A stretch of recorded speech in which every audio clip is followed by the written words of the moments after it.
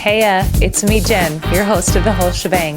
If you're watching this episode right now on YouTube, you get to see this face right now because the rest of the episode does not have a video with it. I made a cardinal mistake early on. I thought I didn't need all of the video files and I needed storage space more.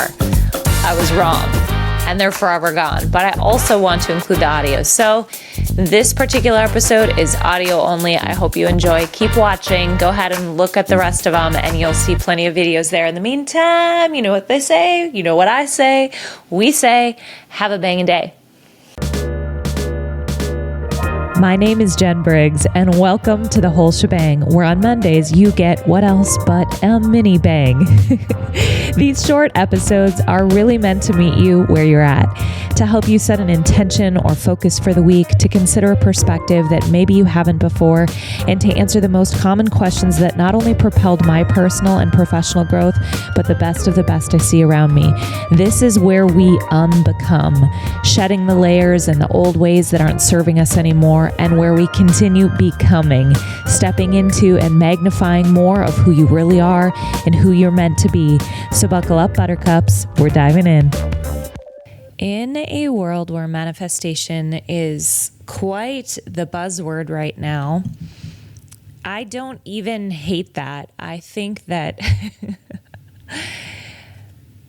I wonder if magic is our birthright. I wonder if this idea that heaven is on earth, that we are living, breathing examples of the ability to co-create with the universe, source, God, spirit, to create an experience that is heaven on earth. And so today I want to talk about the most simplest form or simplest path to manifestation, to experience synchronicities and serendipity in everyday life. And I'm sharing this from my experience, which is so fun. I've been reading so much over the last 5 years and listening to podcasts, and I finally put together a folder of bookmarks on my laptop with all of the online courses I've taken. I should count them. Hold please. I'm actually going to count them. Okay.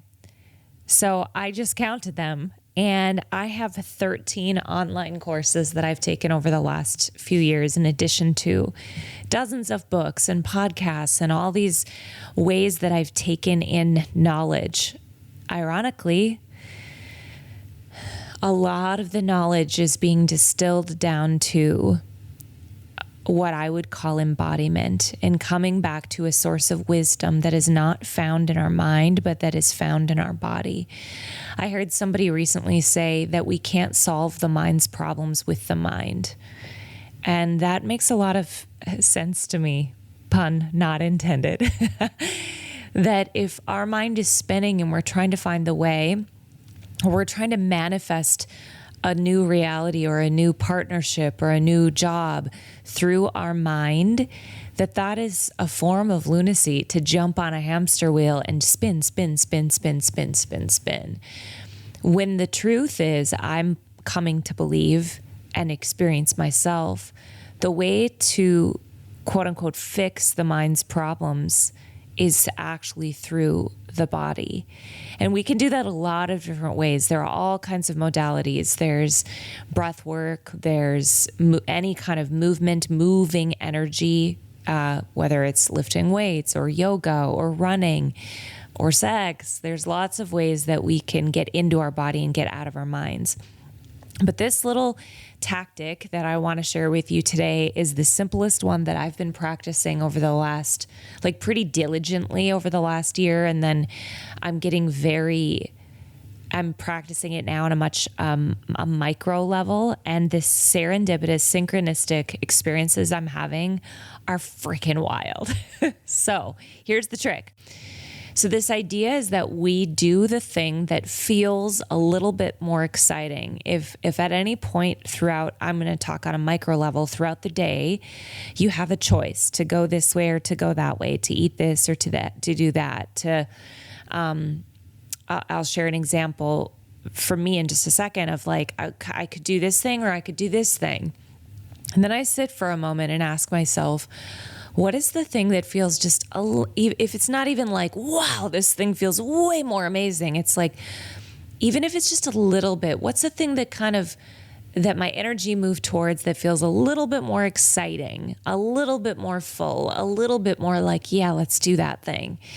And so that, as you know, if you've listened to any of these episodes, is what led me to launch this podcast. It's what led me down the path of the masculine feminine. It's what's led me to eat peaches over the last week.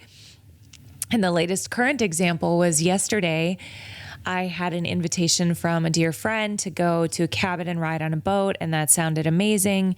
And my day kind of got away from me, and I was holding that option in one hand, and the other option was to go sit poolside and like read a book. And it was getting later for me. I'm old, right? So it's like 3 p.m. I'm like, by the time I get to the lake, it's going to be late, and I could do it, and it kind of seems fun, but you know what? The pool is kind of calling me, and I'm just going to get takeout. And so I decided to go sit poolside. And last week, this course I'm taking is how to up-level this podcast. YouTube is going to be my next launch. I'm really going to up-level my video side of things. And so I sit down poolside and end up talking to 2 gentlemen for, 2.5 hours. And one of them, maybe he's even listening. I don't know if you're listening right now, but one of them is like a major picture film producer, is launching his own podcast. We got to talking about that and just had a really great conversation. It felt very synchronistic. He had some good insights, and who knows where that will go, right? But this is part of it that I want to pause and talk about it for a second. Sometimes it's not like I went to the pool and somebody offered me $1 million for my podcast. Or, you can't always see how these pieces are coming together, but you can see that they are synchronistic oftentimes. And sometimes we can look back 10 years and go, oh, I understand now why I had this fascination about producing events, or why I had this fascination at my last job about really diving in and asking good questions in my recruiting appointments. I didn't view them as recruiting appointments. I viewed them as an opportunity to relate on a deep level, on a human level. And now I can see the synchronicity in how that's playing out with what I'm doing now.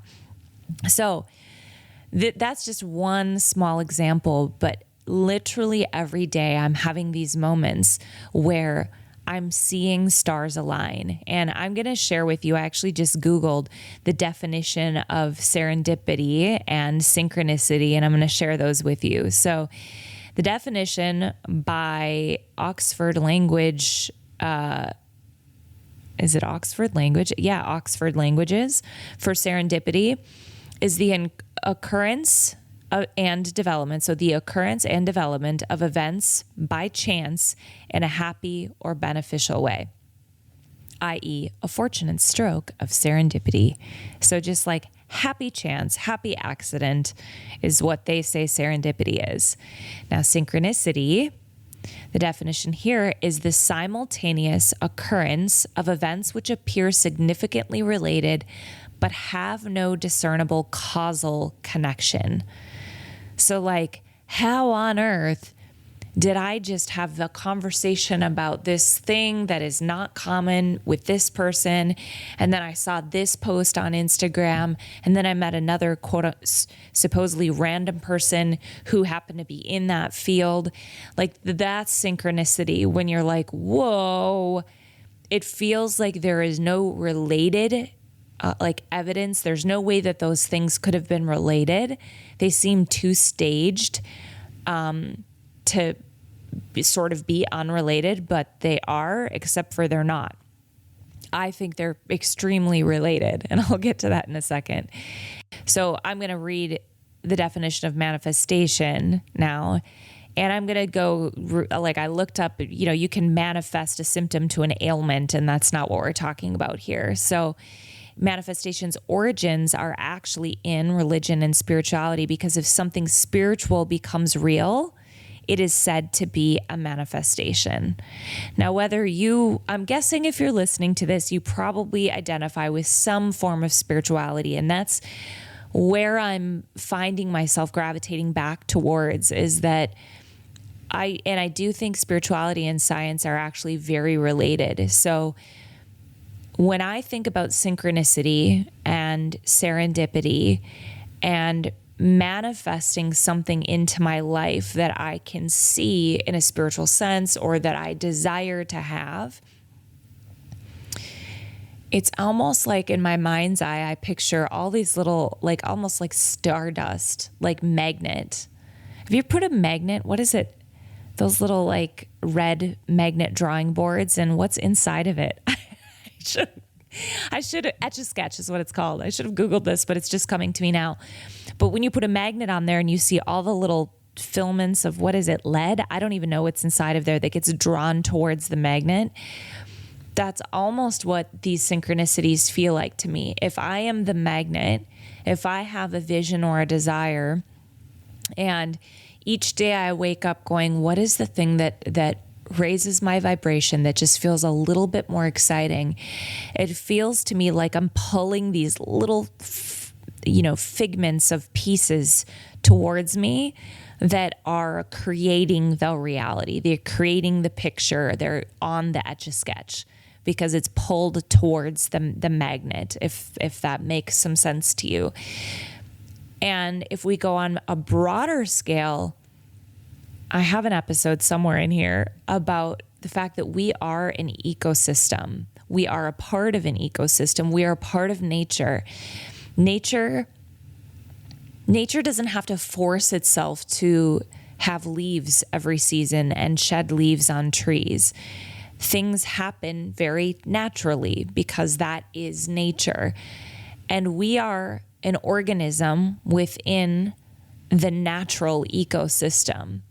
So it is in our nature to live in flow and live in a state of abundance, meaning that everything we need is supplied for us. Everything we need right now, we have here, just like nature has what it needs now and is continuing to manifest fruit as a result of it getting what it needs. It's this give and take, this reciprocity.